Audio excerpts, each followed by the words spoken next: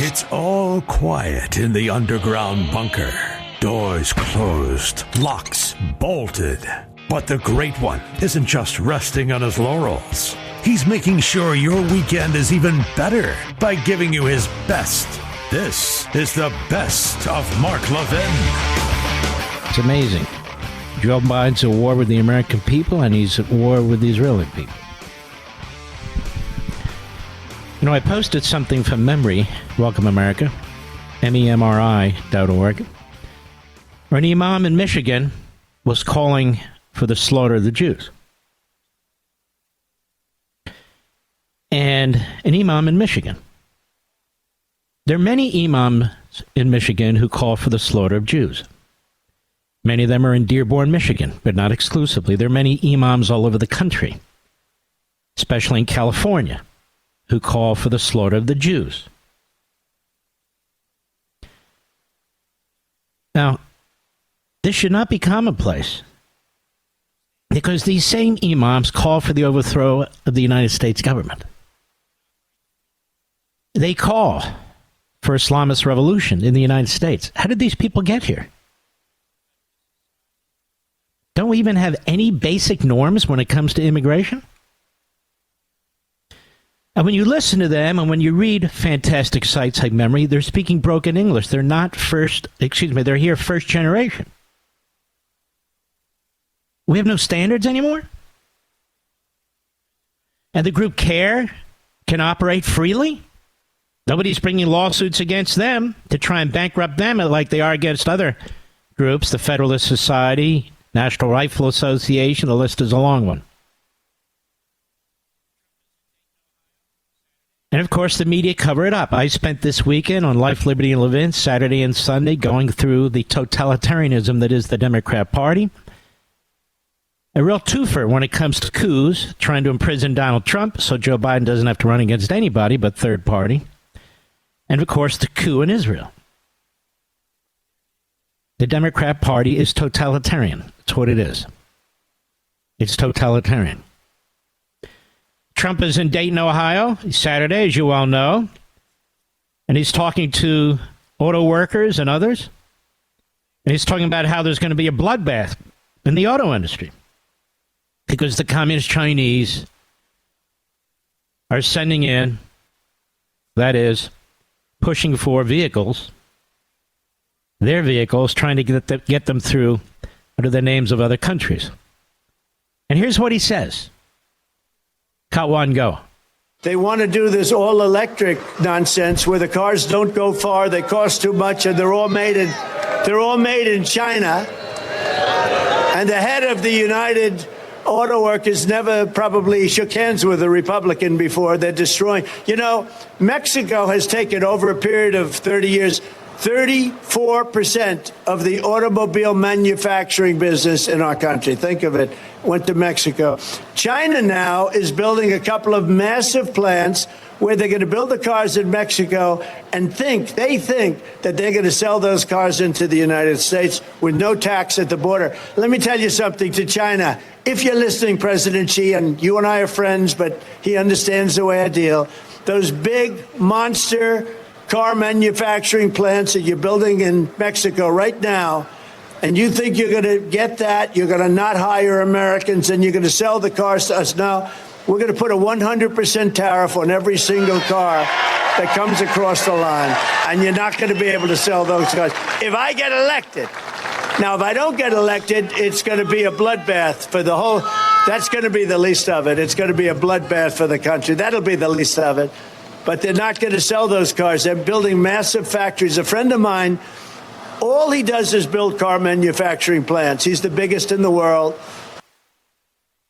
Okay, you get the drift. So the Democrats are desperate to create the scenario that not only was January 6th an insurrection led by Trump, which is a lie told over and again and over and again. Not only that Donald Trump is Hitler, Mussolini, and Stalin combined, not only will he imprison his political opponents, and of course he didn't imprison his political opponents, that's Joe Biden, but that he's calling for a bloodbath. Now this went on for about an hour and a half until people said, wait a minute, Elon Musk, others said, what are you talking about? This is so ridiculous. Here's a montage of the media, hat-tip Grabian, and what they tried to pull. Cut 2, go. But as Politico.com reports tonight on the, quote, bloodbath at the RNC. Headlines calling it a, quote, bloodbath. Be a bloodbath. Not only is it going to be a bloodbath, but after they leave New Hampshire, it's a bloodbath on her home turf. That's really tough. Trump has left a lot of corpses in his wake. I mean, we can count the bodies. As part of the, quote, MAGA drive to take over Maricopa County. And the headline refers to it as an impending bloodbath. Columnist Charles Blow has a new piece for the New York Times entitled A Biden Bloodbath. 2018 midterms, you can bet that they 100% are fearing a slaughter. In fact, the word bloodbath and massacre come up frequently. The Republican Party will be destroyed. It's going to be a bloodbath. There's going to be a bloodbath one way or the other. Bloodbath for Bernie Sanders. It's been a bloodbath there, shaping up to be a bloodbath. Head off a bloodbath in next year's crucial midterm. Off-year elections are often a bloodbath. This week's bloodbath for Democrats. A bloodbath at the ballot box. There could be a Republican bloodbath. They'll talk about a bloodbath. It's a bloodbath. I have to talk about you. And It's going to be a bloodbath all day long. Is in for a bloodbath. Hasn't been a bloodbath on the way down. Donald Trump bloodbath. Be a bloodbath. Predicted to be a bloodbath. May not be the bloodbath. It would be a bloodbath. More of a bloodbath. It's going to be a bloodbath in November. Possible Biden bloodbath this November. A bloodbath on Wall Street. There's going to be a bloodbath in Alabama into a bloodbath. Obviously, there was a bloodbath. It was a bloodbath. We're down 800 points. This bloodbath at Department of Homeland Security. and it's a bloodbath today. There was going to be this bloodbath. Election bloodbath. It could be a bloodbath for them. Bloodbath, possibly. Bloodbath that went through with the Attorney General. Bloodbath 99 days out. The bloodbath is going to look like Presided over a bloodbath in the diplomatic corps. Absolute, in my opinion, bloodbath. The Democrats are Calling it a ticket sales turned into a bloodbath. Ticket sales for singer Taylor Swift's latest tour. it's safe to say. That's enough. It goes on and on and on. Media using the term bloodbath. Donald Trump uses it in a perfectly legitimate context, and then they lie. One after another. News organization. I counted 12. But there were many more. It's like the Charlottesville riot that took place, the protest there. But they kept twisting what Donald Trump said. He didn't say what they said he said. And right from this microphone, I played it for you. I read it again, the text, the actual text. It didn't say what they said it said. And in a minor footnote, it reminds me of my own situation when it came to Wolf Blitzer, Mr. Producer. Remember that one? Did he say there or they? Oh, Mark's an I tell you, folks, this is how it works.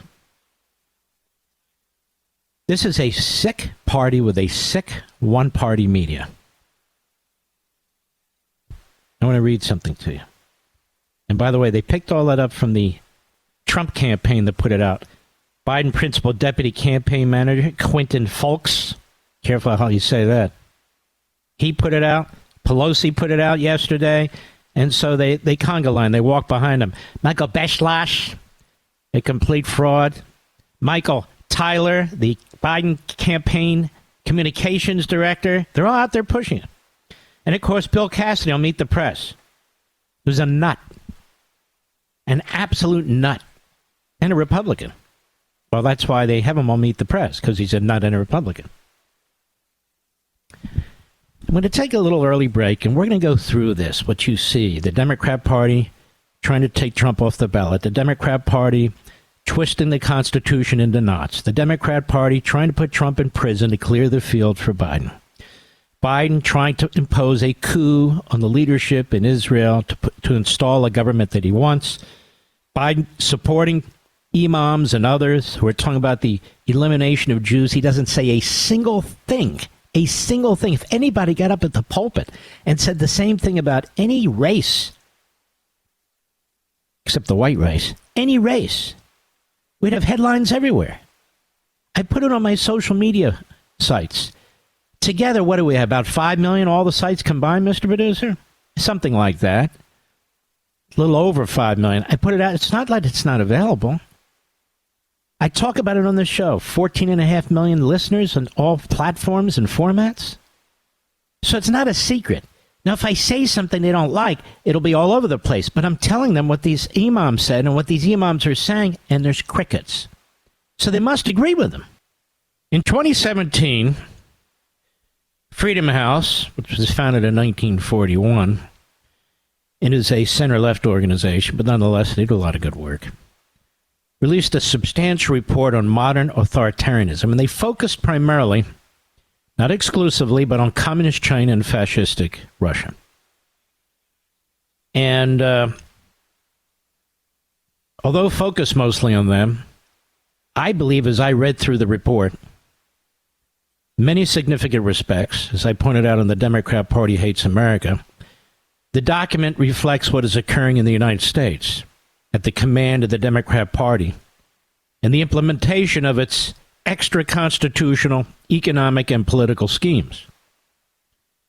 Since 2017, the situation in the United States has become significantly worse and even dire. So when I apply the report in part, many of the Democrat Party's aims and actions to the Freedom House analysis on China and Russia, the similarities are daunting. They're stunning. As a general matter, Freedom House declared that the 21st century has been marked by a resurgence of authoritarian rule that has proved resilient despite economic fragility and occasional popular resistance. Modern authoritarianism has succeeded, they said, where previous totalitarian systems failed, due to refined and nuanced strategies of repression, the exploitation of open societies, and the spread of illiberal policies in democratic countries themselves. I want you to think of the Democrats, Biden, and what's happening in our country as I go through this with you.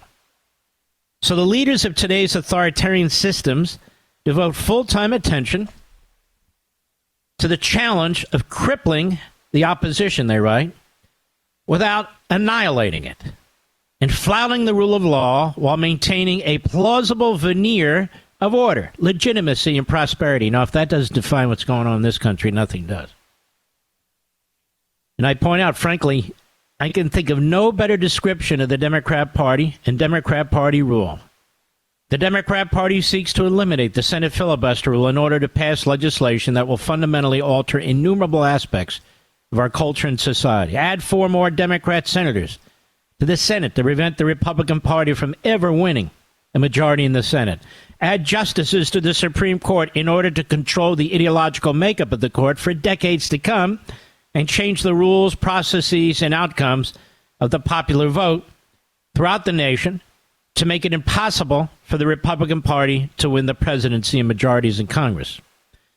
The goal is to cripple the opposition, the Republican Party, without annihilating it, as the report says, and empower the Democrat Party into the distant future. And, of course, the Democrat Party's use of the Department of Justice, FBI, IRS, and so forth against political opponents is the stuff of police-state autocracies. And since then, the effort to boot Trump from the ballot and all these other things. So this report goes on. They say central to the modern authoritarian strategy is the capture of institutions that undergird political pluralism. The goal is to dominate not only the executive and legislative branches, but also the media, the judiciary, the civil society, the commanding heights of the economy, and the security forces, federal law enforcement, in our case, the so-called Justice Department. And they claim to be talking about Russia and Communist China. And I say, indeed, the Democrat Party pulled this off in California, which was once a reliably Republican state in presidential elections. California was the biggest barrier to the Democrat Party winning the presidency. Republicans won the state in nearly every presidential election between 1952 and 1988, except for 1964. In large part, the Democrat Party succeeded in changing the state's immigration system, voting system, and redistricting system. The Democrat Party now has supermajorities in the California legislature. Administrative agencies, departments, and commissions are populated with radicals loyal to the party, as is the judiciary in California. The Democrat Party-aligned teachers' unions have de facto control over the school system and classrooms. Pulled it off. Now, the report description of the modern authoritarian strategy, however, is increasingly present and visible not just in California, but in our whole country. The modern-day American media are effectively an appendage of and mouthpiece for the Democrat Party and its agenda. The public school system are ruled by Democrat Party-aligned teachers' unions. The tenured college and university professors are overwhelmingly members of the Democrat Party and ideological propagandists for its agenda. This is what I'm writing. Billionaire George Soros is among several oligarchs who spend widely to support the Democrat Party and their radical causes. The Biden administration's all-of-government indoctrination by imposing critical race theory and the use of woke brainwashing throughout the federal bureaucracy, the regulatory imposition by federal entities on the SEC for ESG and DEI and all the rest of it, and they go on.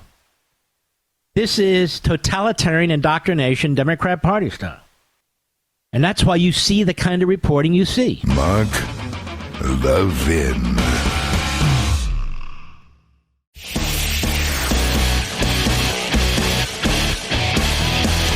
Making your weekend even better. This is the best of Mark Levin. Man, oh, Manischewitz.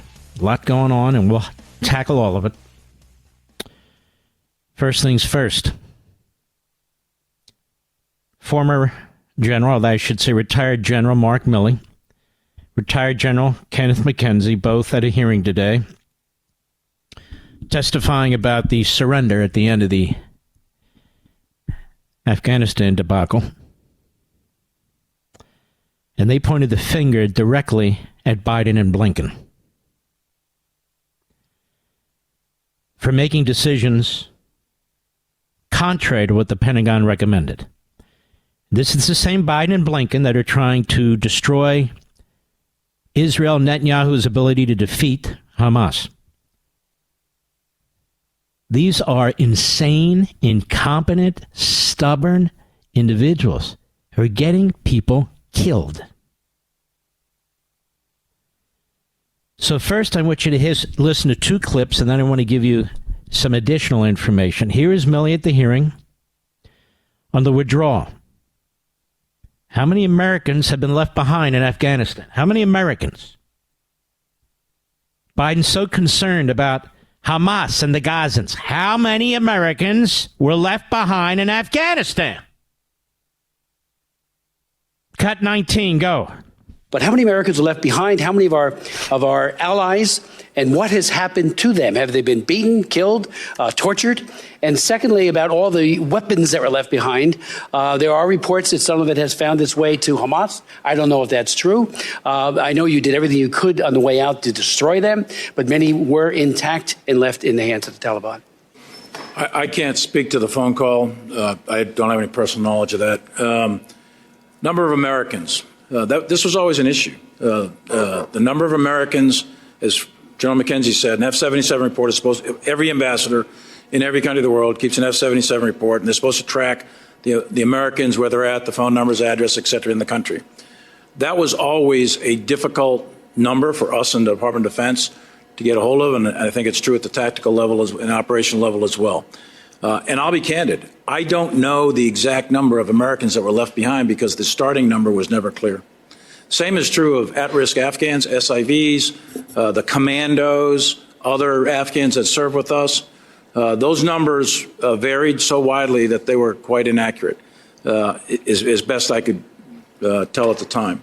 I would just say I'm not sure, even today, about the accuracy of all those numbers. You know, this should turn your stomachs. Every single one of us. The Department of State is supposed to know through its ambassador, but other instrumentalities, how many Americans are in this place or that place. That's why you have passports. That's why we have airlines keeping information. That's why we have all kinds of ways of knowing at least a good number and their names. The level of incompetence of this administration and the level of ideologically driven policy decisions and the level of shoot from the hip Joe Biden decisions is disgusting, and it costs lives, American lives. How many Americans were there? We don't know. We don't even know what we don't know. Can't even get a decent number.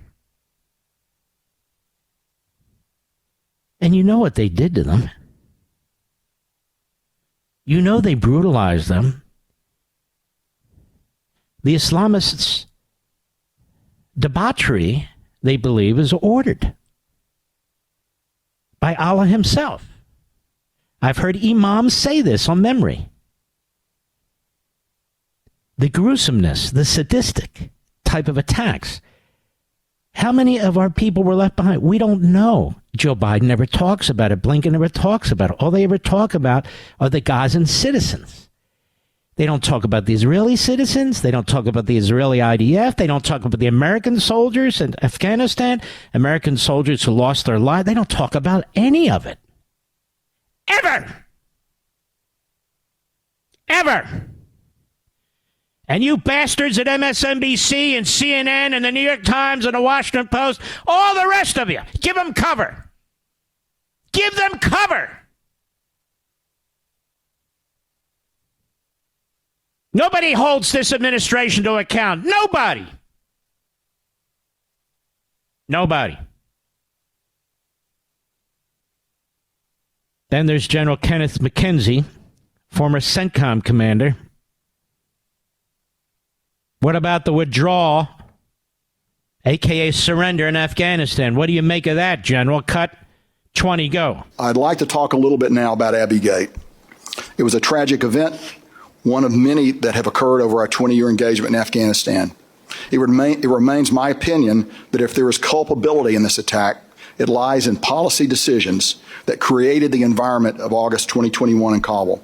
Culpability and responsibility do not lie with the troops on the ground, who perform magnificently. It does not lie with the platoon, company, or battalion commanders or the flag officers who oversaw operations on the ground in Kabul. The simple fact is this: on the battlefield, even with good planning, tremendous execution by brave people on the ground, the enemy sometimes has success. To ignore this fact is to ignore the fundamental reality of the battlefield. If there's fault, it lies in a policy decision that placed the joint force in this situation and exposed the force over time to the possibility of these kinds of attacks. We did not rely on the Taliban for our security. We used them as one tool among many to beef up our defensive posture. We avoided a number of potential Abbey Gate attacks, and I'm proud of the commanders and troops who prevented them. This is small comfort to those who lost loved ones, and I realize this. Nonetheless, what's remarkable about Kabul is not that the tragedy of Abbey Gate happened, but that many other attacks did not happen. Okay, let me read to you from the New York Post. 2 former top military commanders told lawmakers today that President Biden ordered the chaotic and deadly U.S. withdrawal from Afghanistan in 2021, despite warnings that it would precipitate the collapse of the Western-backed government in Kabul, and then waited too long to initiate the evacuation mission. I want you to keep that in mind while they're threatening Netanyahu and demanding that he not destroy the Hamas battalions that are left, demanding a ceasefire, demanding, been summoned to the White House for a come-to-Jesus moment. And we now know what that means is either you come with bended knee, on bended knee, or we are going to slash the armaments that you get. And you must surrender Judea and Samaria to the Palestinian terrorists. Can you imagine the insanity? And it's not the first time. What these former generals, what these retired generals are saying is, we did not recommend these decisions. They came from the policy elements. It came from the White House, the National Security Council. They came from the State Department. That is, it came from Biden. It came from Sullivan. It came from Blinken, the Three Stooges. They don't know how many Americans were left behind. Do they even talk about the American hostages that Hamas is holding while they give them hundreds of millions of dollars? And I have to hear people say, oh, Joe Biden, he's so fantastic. Are you kidding me? Retired Army General Mark Milley, former chairman of the Joint Chiefs, former Marine General Kenneth McKenzie, ex-leader of the U.S. Central Command, appeared before the House Foreign Relations Committee in a bid to shed new light on the tragic pullout which both men oversaw. Milley and McKenzie have testified multiple times before Congress about the withdrawal. Tuesday's voluntary appearances marked the first time they had done so since their retirements. In other words, now they can actually speak.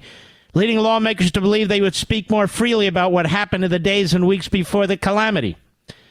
Quote, my personal analysis was that an accelerated withdrawal would likely lead to the general collapse of the Afghan security forces, which it did, and the Afghan government, which it did, resulting in a large-scale civil war reminiscent of the 1990s or a complete Taliban takeover, and that's what they got.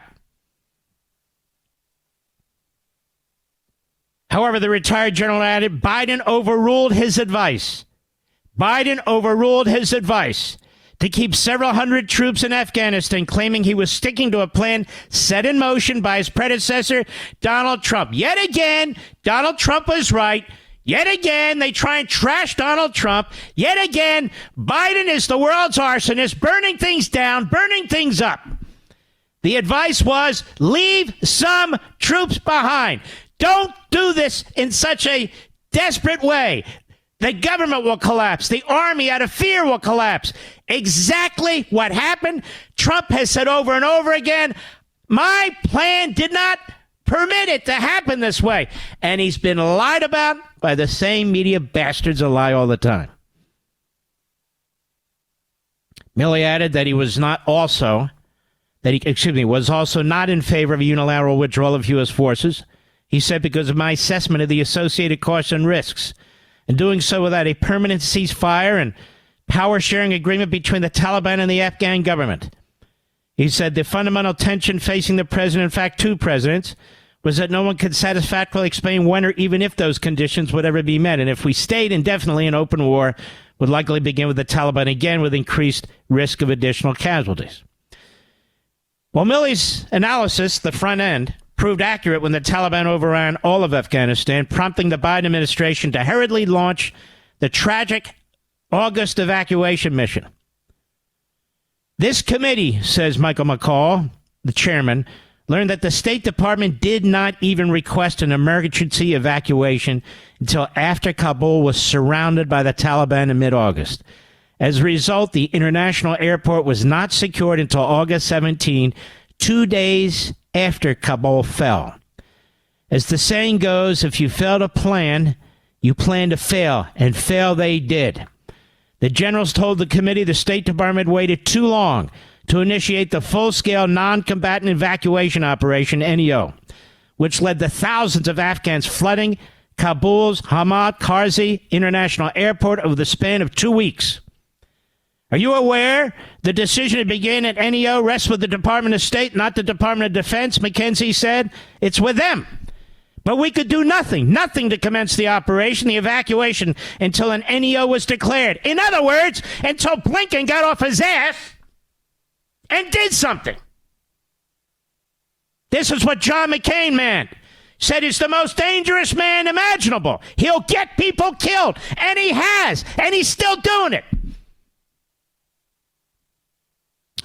McCall agreed with the general's assessment, noting disturbing findings that the State Department leadership, that would be Blinken, prohibited its employees from even uttering the word NEO, in other words, an emergency evacuation, until as late as August of 2021. Too little, too late. And there's God knows how many Americans there who are never going to get out, who've probably been slaughtered. The evacuation mission was marred by the deaths of 170 Afghans, 13 U.S. service members at the Kabul airport's Abbey Gate on August 26, 2021, 4 days before the mission ended. McKenzie said he would take the blame for the tragedy. I was the overall commander, and I alone bear full military responsibility for what happened. No. Biden and Blinken. Full responsibility. Sullivan. Since the end of the mission in Afghanistan, Republicans on the committee have pursued answers about how the U.S. military could end a 20-year war in such a haphazard and bloody manner, leaving behind scores, unknown numbers of Americans and Afghans who assisted Western forces over 2 decades. I'll be candid, Milley said. I don't know the exact number of Americans. You heard what he said. I'm not sure even today. Senator Chris Smith inquired about the fate of Afghans who threw in with the U.S. Milley answered, I think some were killed. I think some of the Afghans were tracked down that worked with us, and I think some of them were killed. I'm certain some of them in pretty brutal ways. Some managed to escape through various means. Others have just laid low and are keeping their heads down. Milley said it was a strategic failure. The enemy occupied Kabul, the overthrow of the government occurred, and the military we supported for 2 decades faded away. To date, no Biden officials have been fired or otherwise held accountable for decisions made related to Afghanistan, as Biden and his allies insist the withdrawal was the right course of action. Extraordinary success, quote unquote, they said. And of course, the Democrats on the committee, led by morons like Gregory Meeks, agreed. An extraordinary success. Now, you think about Israel now in the context of what happened here and what they're doing to Israel. Israel, whose back is against the wall. Netanyahu's well aware of this. They're all well aware of it. Mark Levin.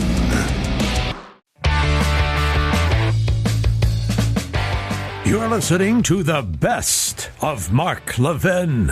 There's simply no rational justification for being a Democrat if you love our country or if you love the state of Israel. There is none. Fundamental transformation is a phrase that Obama stole from Marx, and fundamental transformation means the destruction of that which exists. It means they don't love their country. They don't love their people. If you hate America and you're an American, why would you love Israel? I've told you before. If you hate America, you hate Israel. If you love America, you love Israel. These people are finally being called out, starting by me. And you might recall a few months back, they had the nerve, and everybody was laughing, except them, they're so stupid, to call me an anti-Semite. Remember that, Mr. Producer? CNN, I mangled a word. Oh my God. And then the White House, and then the Huffington Post, then the Daily Beast, and the usual hemorrhoids. Let's say hemorrhoid. They're hemorrhoids. I call them hemorrhoids. They don't think for themselves. They're part of a mob. And mobs are dangerous things. The Constipated News Network, there's a reason why CNN is literally despised in the state of Israel, as it is in virtually every home in America. There's a reason why nobody in Israel knows who Joe Scarborough is. There's a reason why Joe Biden is now detested in Israel. And the great Chuck Schumer, who Scarborough builds up, is now hated in Israel. These people have been terrorized. They've suffered horrific attacks at the hands of terrorists. And not just once, repeatedly. They've rallied. They're defeating this enemy. Even the enemy didn't think it could be defeated like this. While the Democrat Party is defending Hamas, while the Democrat Party media is using Hamas's statistics, even though they know it's a lie, giving them 100 opportunities to fix it, with our professor from the Wharton School, University of Pennsylvania, they won't. New York Times hired a Hitler-supporting photographer, Palestinian. CNN, the others, have done the same over the time period. Independent contractors. They're not fooling anybody. So what Trump is saying is correct. What's upsetting these left-wing Democrats, the Thomas Friedmans, the Danish Bashes, and everything else, is that Trump has the guts to say what is true. Something I've been saying now for weeks, and said on Fox this weekend, and said behind this microphone, and said on The Blaze. The danger comes from within. The destruction of the United States, from the Islamists and the Marxists. The destruction of the state of Israel from the Islamists, the Marxists, and the self-haters. And just to remind you, the New York Times covered up the Holocaust. It pushed it to the back pages. The ownership was German-Jewish. I mean, obviously American, but German-Jewish. They got their relatives out of Germany, but they wouldn't report on the Third Reich in any significant or sustained way. They were secular Jews. That is, ethnic Jews, not faithful Jews. In fact, Schulzberger, that Schulzberger in particular, he was embarrassed by the Zionists. He was embarrassed by the Orthodox Jews. He was carrying favor with Franklin Roosevelt, much like Dana Bash, much like Jake Tapper, much like individuals of that ilk. Thomas Friedman. Rather than condemn what this administration is doing, they regurgitate it, celebrate it, and collude with it. And so when Trump calls them out, he's correct. He's correct. So listen to this self-serving Dana Bash. Cut 4, go. Let's recognize this comment for what it is, a long-standing anti-Semitic trope that the true allegiance for Jews is to their religion rather than their country. What does that mean? He didn't talk about allegiance to country. He talked about allegiance to your party. See what I mean? There she is. She slipped up. For the Democrats like Dana Bash, the country is the Democrat Party. It's not America. There's no trope here. It's not an anti-Semitic trope to say that Jewish people should not be allied with or vote for the Democrat Party. That's not a trope, number one. So she's using party as country. Something I've told you all along is how these leftists think. Jew or non-Jew. Gentile or atheist or agnostic. It doesn't matter. What I'm telling you is, for Democrats, the Democrat Party is the country. The Democrat Party is bigger than the country. So I want to start. I'm the only one that would catch this from her because this is what I study. This is what I read. This is what I tell you. Let's start again. Cut 4, go. Let's recognize this comment for what it is, a long-standing anti-Semitic trope that the true allegiance for Jews is to their religion rather than their country. See what I mean? See what I mean? Donald Trump never said Jews don't have allegiance to the United States of America. It never came out of his mouth. He never ever said that. He was talking about the Democrat Party, a significant faction of which hates the Jews, embraces Hamas. That's why the Islamists vote Democrat when they vote. This is a fact, which has nothing to do with Trump. He just sees it, and he says it. So Dana Bash has to twist it like the demagogic, propagandist, left-wing kook that she is. One more time, because nobody catches this but me. Let's underscore it. Cut 4, go. Let's recognize this comment for what it is, a long-standing anti-Semitic trope that the true allegiance for Jews is to their religion rather than their country. That's not what he said. That's not what he said. That's the poison that came out of your big mouth. And you owe Trump an apology first thing tomorrow. So does CNN. I'm sure the White House will accuse you of being an anti-Semite. I'm accusing you, Dana Bash, of being a self-hater, of promoting Hamas. You had Netanyahu on your program the other day. You wouldn't let him finish his sentence. You were using all of Hamas's talking points, which are almost identical to the Biden administration's talking points.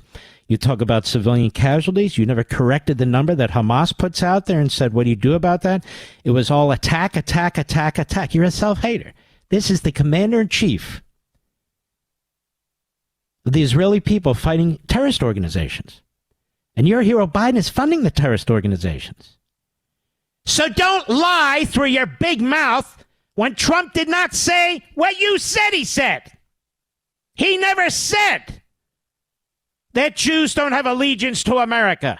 He said that Jews should not support the Democrat Party. And I agree, as do tens of millions of us, including Jews, including Andrew Stein, the former president, Democrat of the New York City Council. He wrote a piece. Why would you support the Democrat Party if you're Jewish today, when you have a president who's kowtowing to Islamists, the river to the sea crowd? Why would you do that?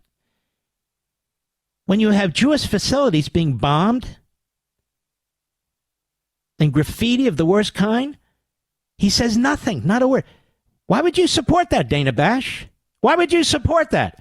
You create the trope and put it in Trump's mouth. Because you're a clown. And you and your network give more cover to Hamas and the other terrorists than any other network. They quote you guys. They cite you guys.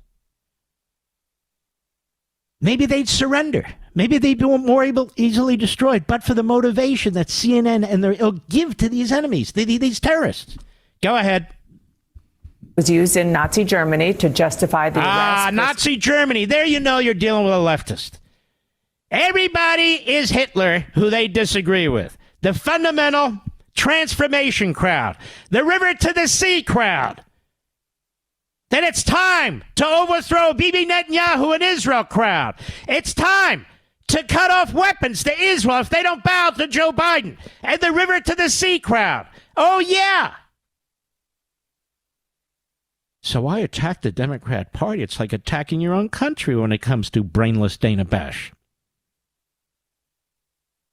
Pathetic. Then CNN brings on Holly Suffer. Who is she? Jewish Democratic Council of America CEO. Oh, this ought to be good. Oh, that's perfect. That's good. Now let's hear what John Berman has to say. John Berman has the brain capacity of a clogged toilet. All right, cut 2, go. Cut 5, I mean. Donald Trump, who is not Jewish, is telling Wait a minute, he's not Jewish? Now, you know what's funny about that? Look how they treat you. Is Joe Biden Jewish? Is Joe Biden Jewish? And yet look what he's doing to the Jewish state of Israel. He's destroying it. At a Hanukkah event, my family and I were invited to the White House. I stood way in the back. President sees me, calls me up there. This is the president, the Abraham Accords. This is the president who cut off Iran, had his foot on their throat. This is the president who cut off Hamas. This is the president who put the Houthis on the terrorist list. This is the president who cut off Arafat's PLO. This is the president who ordered his ambassador to veto anything that came up, which was an attack on Israel by all these genocidal regimes. This is the president who has a Jewish son-in-law and daughter and Jewish grandchildren. This is the president who signed the executive order so that Jewish students would have legal protection under the Civil Rights Act of 1964, which is how they're bringing these lawsuits now. And I could go on and on and on. And I went up there and I said something to the effect, Happy Hanukkah to the country's first Jewish president. And Jake Tapper freaked out. Couldn't believe it. How could anybody say that? Easily.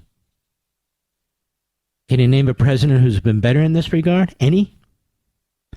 And Joe Biden's the worst. And so Dana Bash and Hallie Safer and CNN, they're desperate. So you get really stupid people like John Berman who brings this woman on and then asks this question. Cut 5, go. How to be Jewish. What issue do you have with that? All right, stop. What are you, clown, pal? Donald Trump didn't tell people how to be Jewish. Dana Bash doesn't even know what it means to be Jewish. Jake Tapper doesn't know what it means to be Jewish. Anthony Blinken doesn't know what it means to be Jewish. They're ethnic Jews. They were born Jews. They're not practicing Jews just because they show up at Reform Synagogue now and then, acknowledge the high holidays, get their grape juice and their sugar cookie, and off they go. That doesn't mean crap. Not a damn thing. I told you before all this, maybe a couple months ago, this conflict within the Jewish community. It exists in all religious communities. I told you that. that the secular ethnic Jews who go through the motions hate the Orthodox and the religious Jews. Hate them. Hate them. They vote completely differently. So when Donald Trump exposes the Dana Bashers, the Jake Tappers, the Haley Sofers, oh my God, their head's going to explode. Their party is the party of the Islamists. Their party is the party of Biden, who is funding the terrorists in Iran. Their party is the party of the river to the sea crowd in Dearbornistan and other parts of the United States. Their party is the party with the anti-Semite Jew haters in Congress. That's their party. The same party that supported slavery. The same party that supported segregation. The same party that was behind Jim Crow. The same party that was behind eugenics. Used it against blacks. That party, the Democrat damn party, the most evil party in American history. That's the party. How dare you say that? Trump must be Hitler. Trump is more Jewish than Dana Bash could ever be. Trump is more Jewish than Jake Tapper could ever be. Trump is more Jewish than Dan Abrams and that wig that's glued to his head like a squirrel and that crap operation that he founded, mediocrite. Trump hating, Netanyahu hating, giving aid and comfort to the enemy, whoever the enemy is, day in and day out. With the miscreants and the prepubescents. Oh, let's get this clip. Oh, did you see what Mark Levin posted? Oh, let's do that too. Boy, what a waste of life. So what did Haley have to say, Mr. Producer? Go. Thanks, John. Well, what we heard yesterday from Donald Trump was entirely consistent with the message that he has sent to the vast majority of American Jews for years. In 2019, he said that any Jew who supports Democrats... The message that he sent the vast majority of American Jews for years? You disgusting political hack. Have you spoken out against Bernie Sanders? Have you spoken out? Yes? Do you know what your hero, the Speaker of the House, Hakeem Jeffries, used to say about Jews and his good uncle? An out-of-the-closet anti-Semite? Do you understand the Jewish Democratic Council of America CEO? Do you understand the filth that's in your party? You jerk! And you give them cover? There you are on CNN. Who would have guessed? Mark Levin.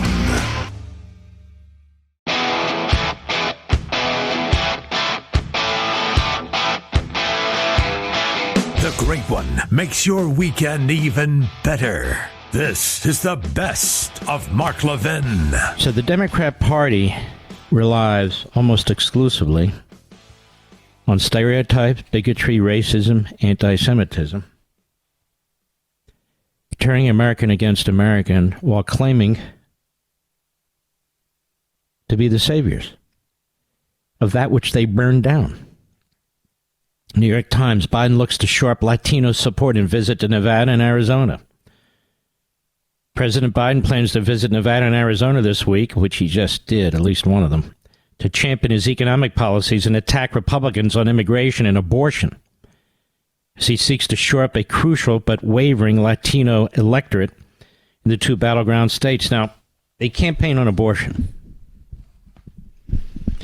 Why is it, seriously, when as a proportionate number of the population, abortions in the black community, again, as a proportion of the population of the black community, far exceed that in the white community?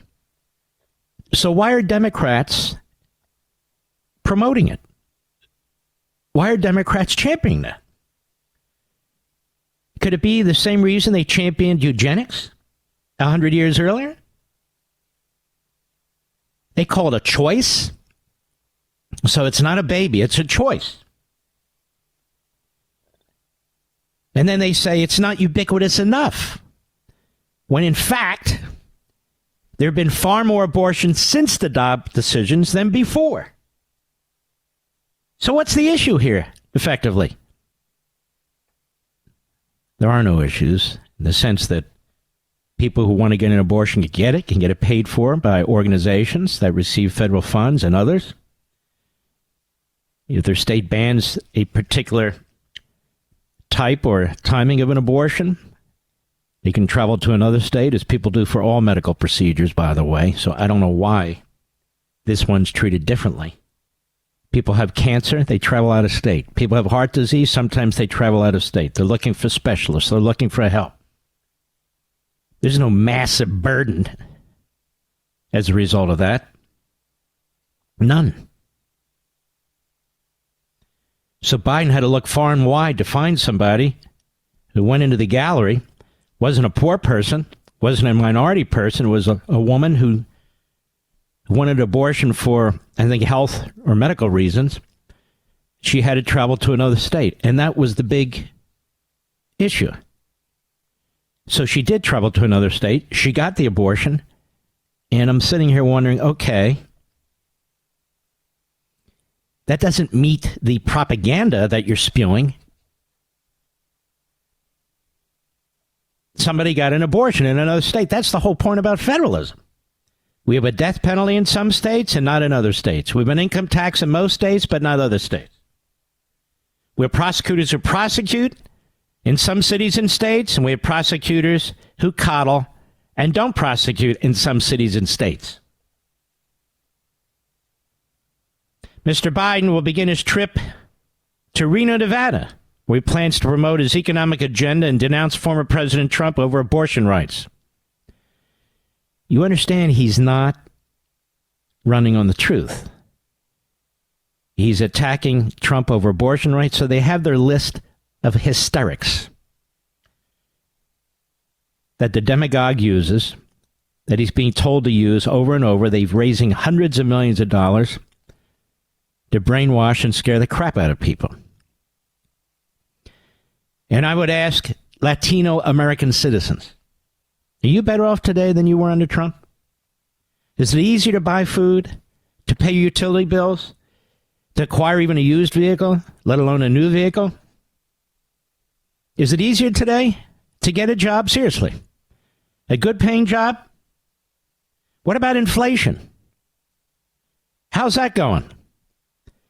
Ask yourselves how life is under the Biden regime, not how Biden says it is, because he says it's spectacular. That the American people are just too stupid. They don't understand. They don't accept the fact that Biden is their savior. The trip will seek to turn what polls have shown to be three of Mr. Biden's biggest weaknesses: the economy, immigration, and slipping support among Latinos. Now, I would ask folks in the Latino community, when has Biden even bothered to talk to people in the Latino community? He won't even go to the southern border where the action is, the illegal immigration. Look what's happening to all people there, especially Latinos who are being sold into sex slavery, child slavery, labor slavery, overwhelmingly Hispanic Americans and others. Hispanics coming from other parts of the world, as well as other people coming from all parts of the world. What exactly has Biden done for the Latino community since he breaks us into ethnic groups and religious groups? What exactly has Biden done for the black community? I want to know. What exactly has Biden done for women in this country? What is it? Don't tell me he's protected abortion. You don't have to protect abortion. You get it virtually anywhere in this country. And if it's not at a clinic in your backyard, you cross the border and you go to another clinic. What exactly? Biden is running a campaign on lies, on fear-mongering, just like the senators from the old South 100 years ago. He's a bigot. He's a racist. He's an anti-Semite. He's playing into stereotypes. That's why when Donald Trump called out what Biden was doing to the Jewish people here, not defending them against rabid anti-Semitism, not defending and supporting the only Jewish state in the world, in Israel, That's why they jumped all over Trump. Because the truth cannot be let out. The truth cannot be said. It cannot be said. If you're black, you can't challenge Biden. What did he say? What's that guy's name? God? Charlemagne? What is his name? Charlemagne the God. What did he tell him? What's that? You ain't black if you don't vote for Biden. What the hell is that? It's racist. That's what that is. Now, why is he going to help the Latino community for help? Because he's stereotyping them. Americans who are Latino, they want safe communities too. Americans who are Latino do not support open borders. They don't support the drug cartels. They don't support the coyotes enslaving people. They don't support the drugs, the fentanyl going into their communities as well. It's not just a suburban thing. It's a nationwide thing. Something we all now share in every part of the country. Latinos want clean neighborhoods. They don't want people coming across and defecating in the streets. Latinos want good schools. Latinos want clean parks, recreation centers. They don't want people coming across the border illegally. You see, but Joe Biden has a stereotype. And if you're from Peru, if you're from Mexico, if you're from Cuba, Venezuela, if you're from any of these places, I know it's Venezuela. I'm doing Bernie Sanders. You're all the same. That's it. You know, it's interesting. I've talked about this before. In the 1970s, Richard Nixon was looking for a way to create an ethnic group to sort of counterbalance the black population, black groups and civil rights groups and so forth. And so the census created this whole idea of quote unquote Hispanic Americans. Because if you ask somebody from Peru, in Honduras, in Guatemala, Salvador, Nicaragua, they don't view themselves as Hispanic Americans. He's a Nicaraguan, he's a Peruvian, and so forth and so on. So the government created that nomenclature. I'm telling you the truth. And the census used it. It's like African Americans. Arthur Schlesinger Jr. was a big liberal from Harvard, very close advisor to John Kennedy, wrote several of his speeches. You know, a real historian, not like this Beschloss clown. He writes in his book, The Disunity of America, or Disuniting America. Great book. He said this idea of African American, for many of black people in this country, has no connection whatsoever. Because every black person in this country, their ancestry is not African. Some of it's Caribbean. Some of it's whatever it is. It doesn't matter. But these nomenclatures are created. They're created.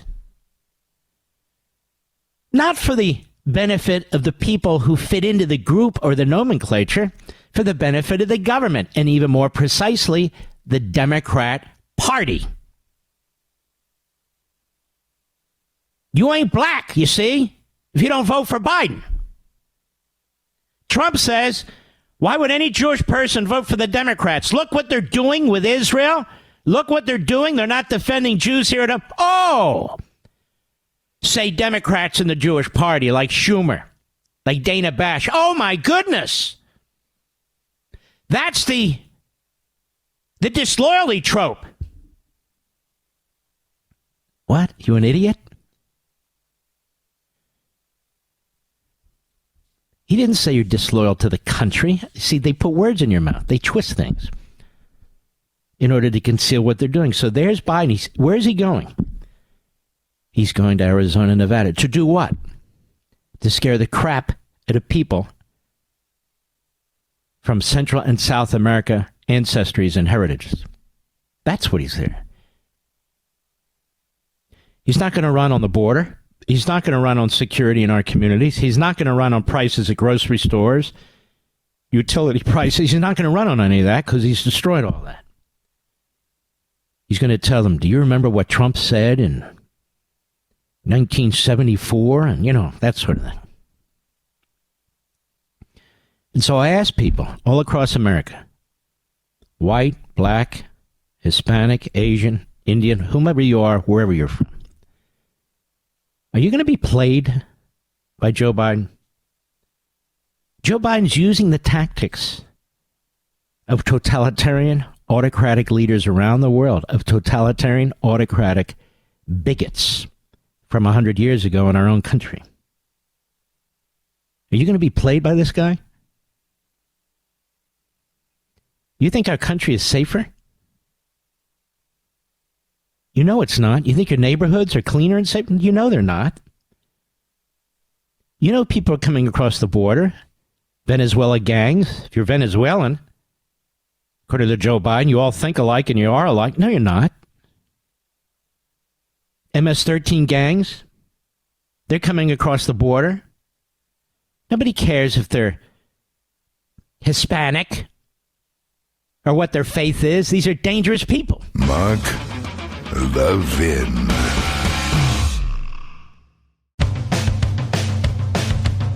We're giving you nothing but the best of Mark Levin.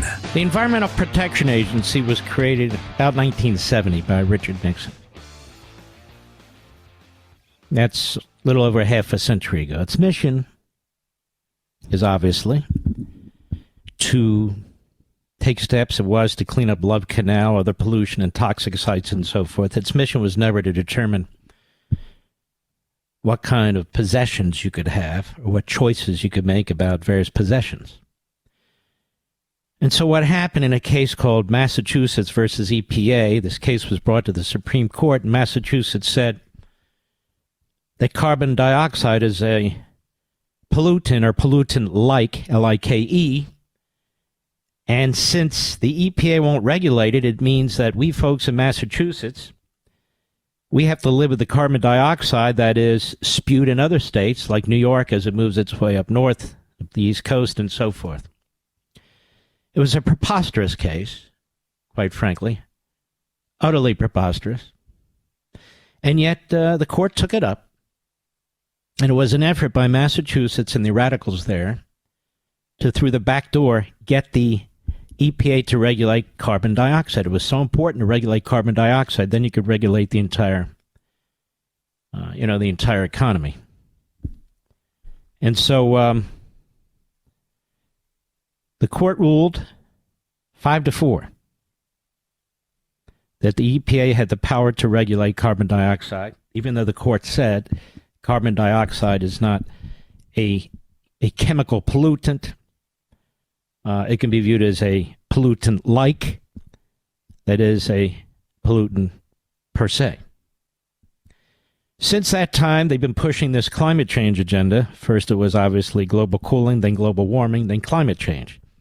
So they don't have to be precise whether it's cooling or warming. It just is what it is. And it was an ideology that was concocted in Europe in the 1970s. By groups of Marxists who called themselves degrowthers, who wanted to destroy the capitalist industrial heartland, particularly of the West in our country. That's what happened. What happened next, of course, was that you get the Supreme Court ruling. Now we have climate change. So what are the limits on the EPA? If they wrap their agenda in clean air and clean water, what are the limits? There are no limits, apparently.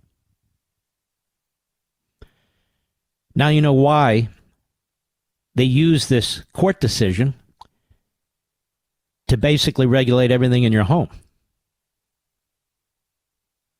To basically regulate everything in your home. And yesterday they issued a regulation. In 8 years' time, it will be virtually impossible to purchase an automobile or a truck that uses the combustion engine.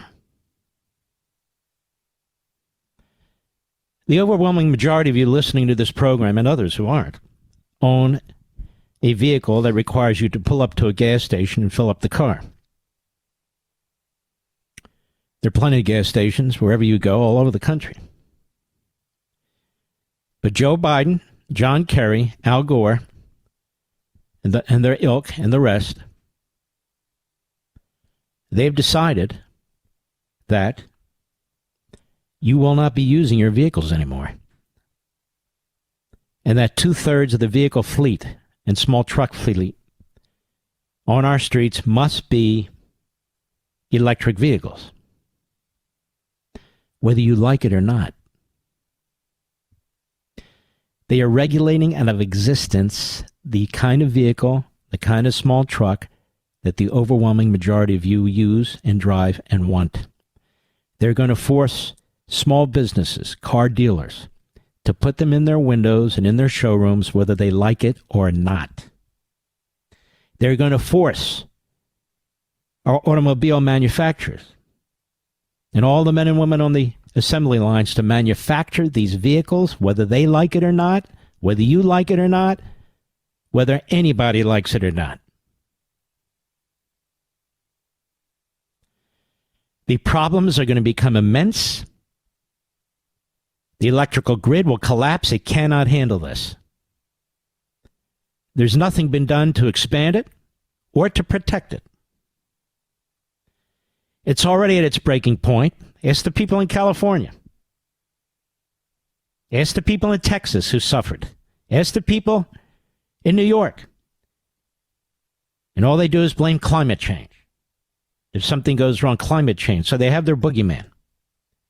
It's not climate change. It's them. These electric charge stations.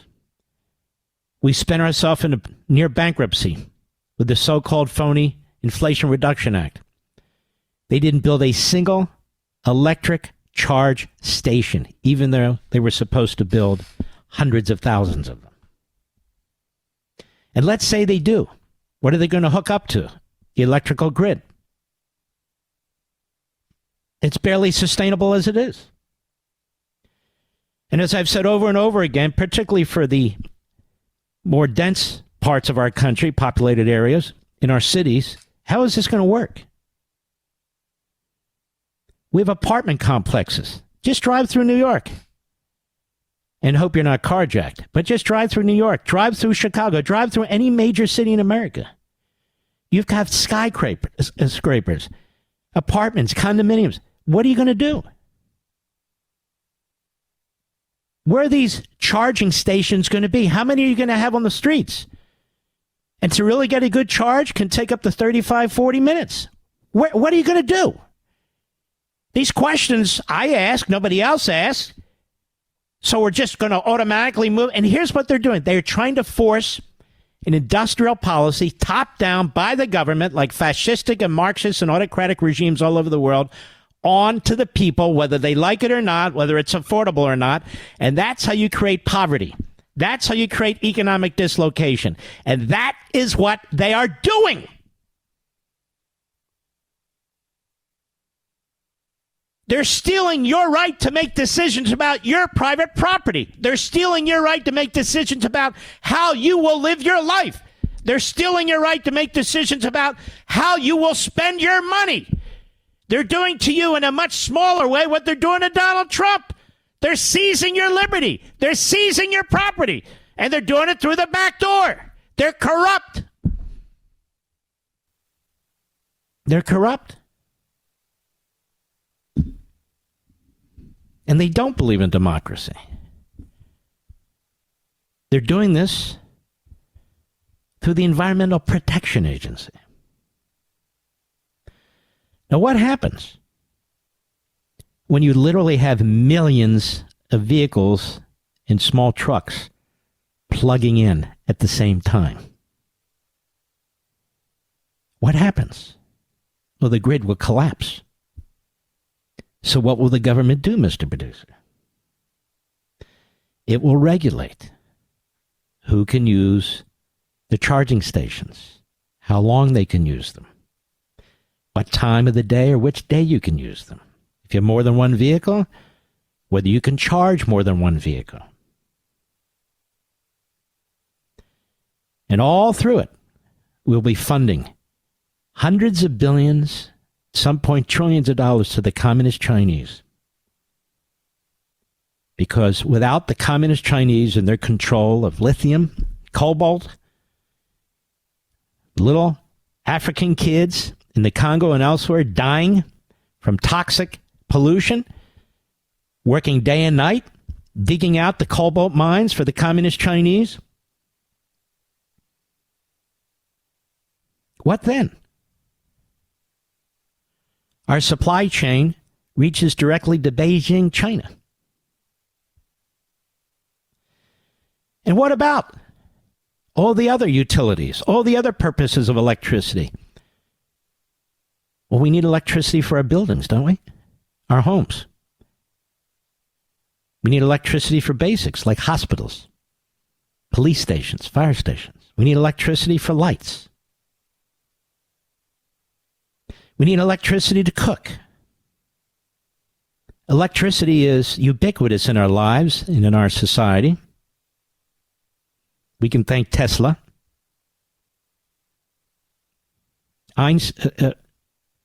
Edison too, but mostly Tesla for electricity.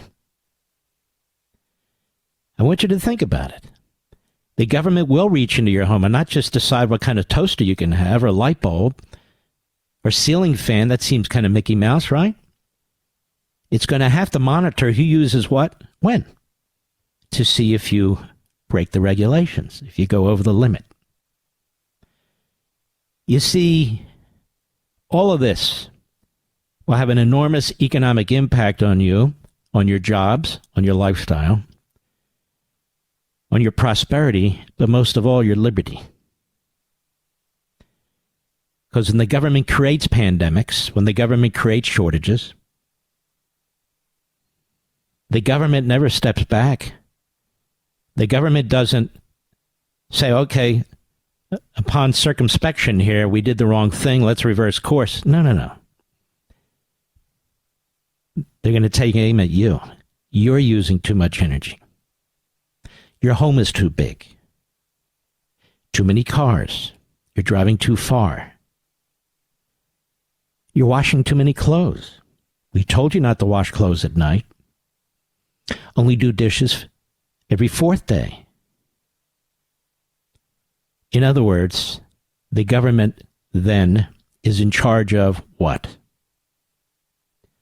Controlling the redistribution of electricity, because electricity will be scarcer and scarcer. We need electricity for everything. That's why our dear buddy passed away, Peter Pry, used to say, you wipe out the electrical grid. Most people won't be able to survive more than a week or two or three tops, because everything goes. Refrigeration, everything. And so what's happening here, listen to me carefully. Don't worry about what the naysayers and the leftists and all the phonies say about what I say. You can hear what I say. We will destroy our electrical grid without the help of the communist Chinese or the Russians or the North Koreans or the Iranians. We will destroy it ourselves. There won't be enough electricity. These cars are not perfected. They could be extremely dangerous, particularly in accidents. We know this from our experience. And when there are accidents and when there are fires, of which there are more typically than there are with combustion engine vehicles, they spew toxic pollution into the air, toxic chemicals. Ask any firefighter, what's more dangerous, a combustion engine vehicle or electric vehicle? They'll tell you. It's also much more difficult to get a person who's stuck in their vehicle, if their car is totaled or something like, to get them out of the vehicle. The jaws of life. It's not so simple, because the electrical lines and all the rest that are built into the structure of the vehicle. What are we going to do with all these batteries? Millions and millions and millions of toxic batteries. Big batteries. Big. that have a life of about 10 years tops, if you're lucky. Where are we going to put those? Electric vehicles don't protect the environment. Where do you think electricity comes from? Electricity doesn't come from electricity. And try as we might, electricity doesn't come from windmills. Electricity doesn't come from solar panels. Unless you're about 12 people living in the woods, then you can live that way, but we're not. We're an industrial society. So they're destroying our capitalist system. They're destroying our industrial system. They're destroying our freedom, our property rights. With one little regulation coming out of the EPA in Washington, D.C., that you have absolutely no say in. None whatsoever. Does that sound like a constitutional republic to you? And the reason Biden is doing it, and he's doing it, and the reason his people are doing it this way is because they know you would never vote for this. You would never support it. So they're doing it. I just spent 10 or 15 minutes, maybe a little longer, explaining this entire subject to you. Tell me, has this ever been explained to you on television? On any platform? No, it hasn't. And they're not going to. They're just going to tell you this is very, very important for clean air and clean water, and climate change will kill us if we don't do this. No, the Democrats, their agenda, that's what's going to kill us.